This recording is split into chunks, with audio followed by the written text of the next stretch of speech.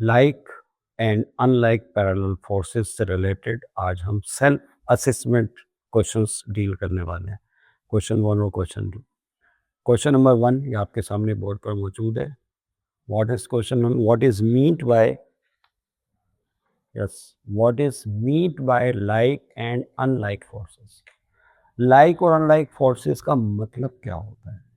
बहुत ही सिंपल है। जस्ट 10 मिनट्स में जो है आज हम इन सेल्फ असेसमेंट क्वेश्चंस को डील करने वाले हैं आपसे, सो बने रहिएगा हमारे साथ। Like forces are those forces which act along the same direction. ऐसी फोर्सेस जो एक ही डायरेक्शन में अमल करें उन्हें लाइक फोर्सेस कहते हैं, और ऐसी फोर्सेस जो किसी बॉडी पर अपोजिट डायरेक्शन में अमल करें उन्हें अनलाइक फोर्सेस कहते हैं। Very easy and simple. तो इसका आंसर कुछ इस तरह से होगा students and viewers. Forces acting along the same, such जिस तरह चाहें, जितनी आसान वर्डिंग है जो आपके जहन में इजीली आ रहा है उसके मुताबिक आप आंसर खुद लिख सकते हैं। सच फोर्सेस दैट एक्ट या which act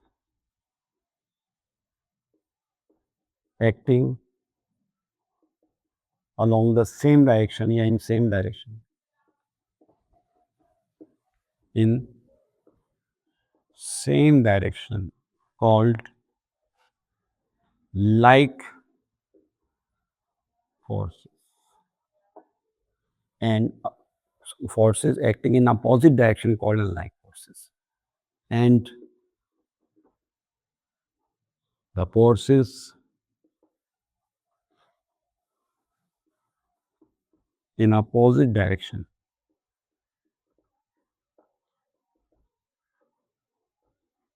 called unlike forces.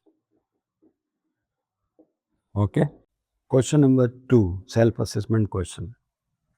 What is question number 2? Differentiate like and unlike forces using examples. Examples को इस्तेमाल करते हुए बताएं। Differentiate like and unlike forces using example. कई मिसालें दी जा सकती हैं। लाइक फोर्सेस वो हैं जो एक ही डायरेक्शन में अमल करें। इसकी बहुत ही आसान मिसाल है कार पुशिंग के हवाले से, कि कुछ अपराध अगर कार को पुश कर रहे होते हैं, दो या दो से ज़ायद अपराध हैं, तो सब एक ही डायरेक्शन में कार को पुश करेंगे, फोर्स लगाएंगे। तो pushing the car like parallel forces की एग्जाम्पल्स है। पुशिंग द कार, तो पहली एग्जाम्पल तो यही हो गई, पुशिंग अ कार। ओके। एक एग्जाम्पल और आप ले लें।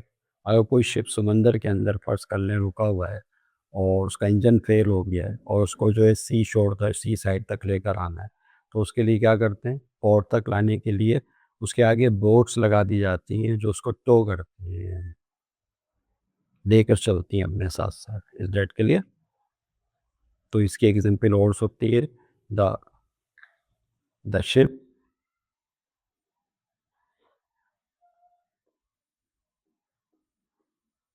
Toing by boats.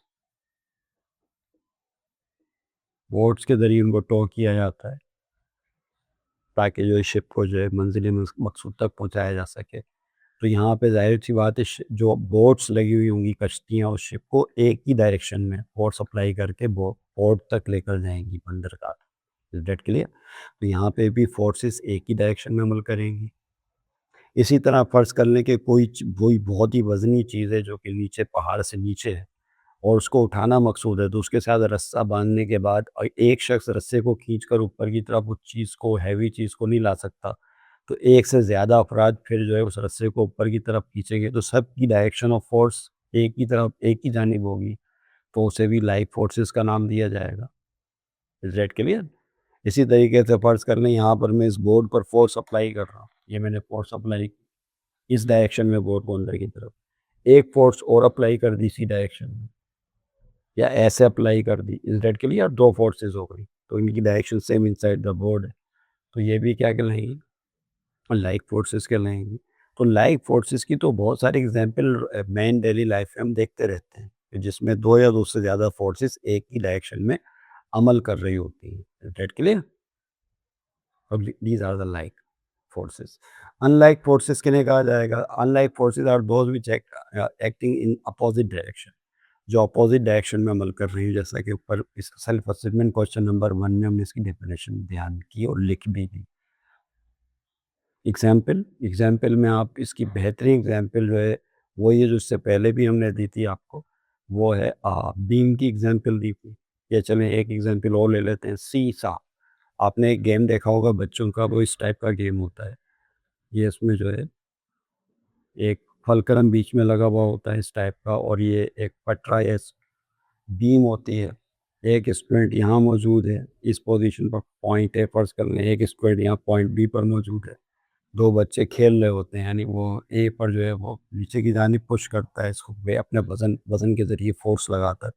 दूसरा ऊपर की तरफ जाता है इस डेट के लिए। एक ने फोर्स इस डायरेक्शन में नीचे की तरफ लगाई, फर्ज कर लें, दूसरा ऊपर की तरफ चला गया। फिर अगले स्टेप में दूसरा जो है नीचे की तरफ फोर्स सप्लाई करेगा, ये ऊपर की तरफ चला जाएगा। इस तरह से जो है वो सीसा, इसको सीसा क्यों कहते हैं? वो बच्चे खेल रहे होते हैं ना, तो एक बोलता है सी, देखा मैं ऊपर चला गया, दूसरा कहता है सा, हाँ देखा। नहीं समझे बात को? इसलिए इसका नाम क्या पड़ गया? सीसा पड़ गया इस झूले का नाम, इस टाइप से।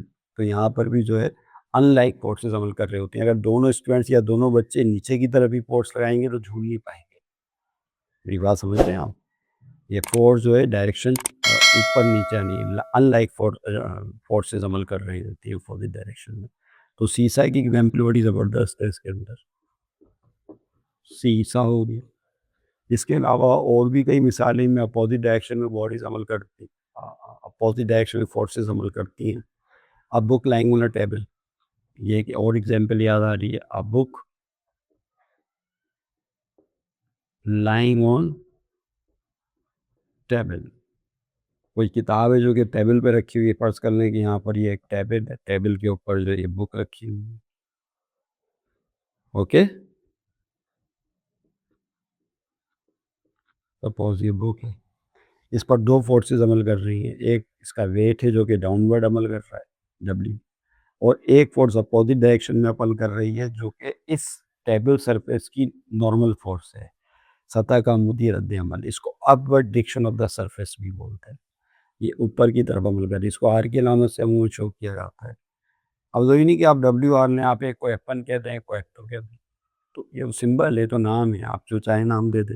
फर्ज करने में इसको F1 का नाम दे देता हूँ, इसे F2 का नाम दे देता हूँ। तो ये दोनों फोर्सेस जो हैं एक बॉडी पर अमल कर रही हैं अपोजिट डायरेक्शन में, तो ये भी अनलाइक फोर्सेस कहलाएंगे। Is that clear? हमारा चलना ये भी एक तरह से अनलाइक फोर्सेस होती हैं। मिसाल पर अगर हम राइट हैंड साइड पे फोर्स इस तरफ लगा रहे हैं ज़मीन पर, तो ज़मीन हम पर आगे की तरफ फोर्स लगाएगी। फिर लेफ्ट हमारा जो पैर होगा वो ज़मीन पर पीछे की तरफ फोर्स लगाएगा, तो ज़मीन हम पर आगे की तरफ फोर्स लगाएगी, तो हमारा राइट लेग आगे की तरफ चला जाएगा। समझ रहे हैं बात को? तो इस तरह से हम हमारी बॉडीज़ का चलना भी जो है अनलाइक फोर्सेस के अंडर हो रहा होता है। That clear? अनगिनत एग्जाम्पल्स हैं जो रोज़मर्रा ज़िंदगी में हम देखते हैं। तो मेरा ख्याल है ये सेल्फ असेसमेंट क्वेश्चन कवर हो गए। ओके, तो ये दो क्वेश्चंस थे, इनको अच्छी तरह समझे, इन्हें लिख भी लें और इन्हें फिर याद भी करें। टॉपिक जो है यहाँ पर आकर कवर हो जाता है, और फिर मिलेंगे इंशाल्लाह नेक्स्ट क्लास में। अपना बहुत ख्याल रखिएगा। Thank you.